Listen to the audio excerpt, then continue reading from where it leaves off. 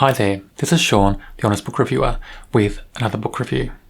In this video we're discussing Black Powder War, written by Naomi Novik. It's book 3 in the Temeraire series. It's a great fantasy series. I didn't enjoy this book as much as the first 2 books in the series, but it's still an enjoyable read. It's just a little bit weaker in my opinion, and there are certain aspects that seem like repetition from the second book especially. But this book does take us to different parts of the world again, just like book 2 did, and just opens up the world more, and we see more about how different cultures treat their dragons, and that's interesting in itself. Also, a lot of the action takes place inland as opposed to on the ocean, and I found that interesting as well. Let's dive into the story now. This book starts almost immediately after the end of book 2. So we see the funeral of the prince who was killed at the end of book 2. Then Will Lawrence, our main character, gets new orders. He has to go to Istanbul to collect 3 dragons from the Sultan. England has purchased 3 dragons from them, and some of these dragons are quite special. They're breeds of dragon that England doesn't have at the moment. Some are fire breathers, etc., and it will turn the tide for them, they think, in the war against France. There's some discussion, so they're thinking, will they go by sea or will they go inland? Going by sea is not a good idea at that time of the year, and I think if they have to go by sea, they'll have to wait quite a few months. It'll take a few months to get there, so they decide to go inland. Will's not too happy about that, but he goes along with it because he wants to get there as quick as possible, because they think some of these dragon eggs may hatch very soon. They get a guide to take them there, and I did like the guide in this story. He was such a good element in this story and such an interesting character, and I loved the interactions between him and Will in the story as well. And I love the fact that he has these different viewpoints about society, about English society as well, and also about classes as well in society at that time. So I think it's a very interesting character and a pretty critical character for this part of the story. The journey from China to Istanbul was for me the most exciting part of this story. I like it much better than the second part of the story, which gets bogged down in military conflict too much, and it's very slow going, very slow slog through the second part of the story. But that journey to Istanbul, it's really gripping, and there's some really exciting moments and key moments to the story. And a few of the key moments is we get to see and meet a pack of feral dragons, and they're a very interesting mix. They seem to have great characters in there as well. And I do like that pack of feral dragons, and we see a few of them in more detail, and they become friendly in a way after a little bit of conflict between them and Temeraire and Will and the party going to Istanbul. The feral dragons kind of come around and they become friends of a sort, and they accompany our characters to Istanbul. Also, when they get to Istanbul, there's some great occurrences going on between the politicians in Istanbul and the Sultan and our characters. Some great intrigue there as well.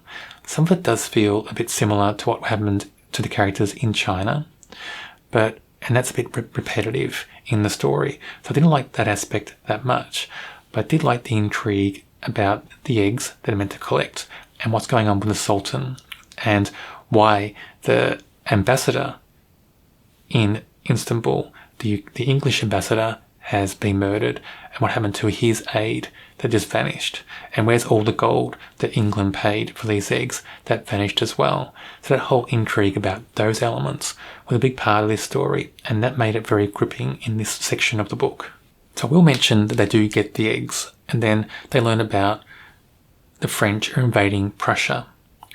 So Will, Temeraire and their expedition party, they head off to Prussia.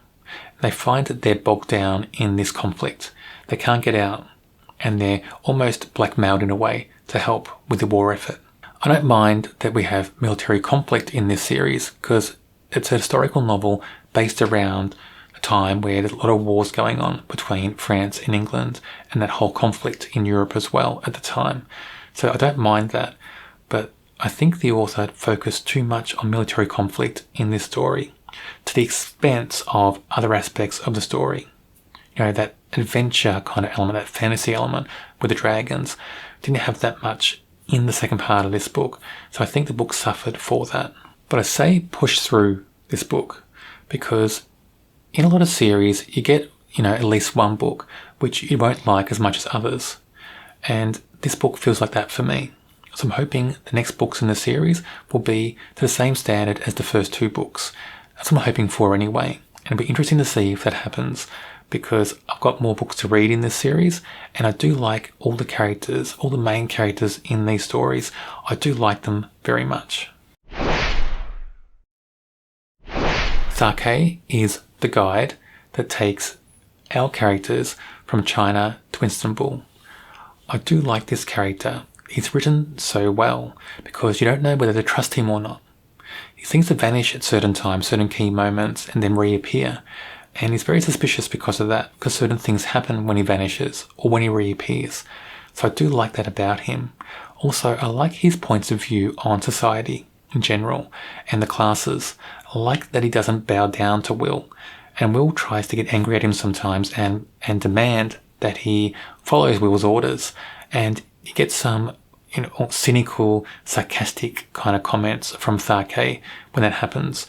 And that annoys Will a bit in this story. And it's interesting because when we have the scenes with them both, when they're interacting, I find myself liking Sake more than Will. And I found myself in this book not liking Will as much as I did in previous books. There's certain elements to how this Will character thinks about things and how he treats people that I wasn't liking so much in this story. And I found that Sake brought that out in Will. It's almost like we had this character bringing out the truth of Will in this book, in this world. Lien. Now Lien we met in book 2. She's the white dragon that was the prince's dragon, the prince that died at the end of book 2. And in China, white dragons are bad luck, so nobody else will want her. And because the prince was the only one who cared for her, who treated her well, she's quite angry and upset that the prince has been killed. So she's wanting revenge. And because of this, she makes a really good villain in this series, but she thinks of herself as not being a villain. She thinks she's been unjustly treated, and she's just seeking a balance. She's seeking justice, and she's seeking it in the only way she knows how, by escaping China, and then she befriends Napoleon and she joins forces with the French army. But the interesting thing about Lien is she's forcing people to view the relationship between humans and dragons differently, because she interacts with the humans and with the conflict differently, in different ways than dragons ever did before on either side of the conflict. And I found that fascinating, and I think that her actions are going to drive really great changes in this story. This book is still an enjoyable read. Not as good as books 1 and 2 in the series, but still very enjoyable. I rate it a 3.5 out of 5. The second part of the story with that conflict in Prussia, that bogged down the pace a lot for me. Also, just a bit of repetition when our main characters get to Istanbul, what happens to them there. Some of the things just felt the same as what happened in China.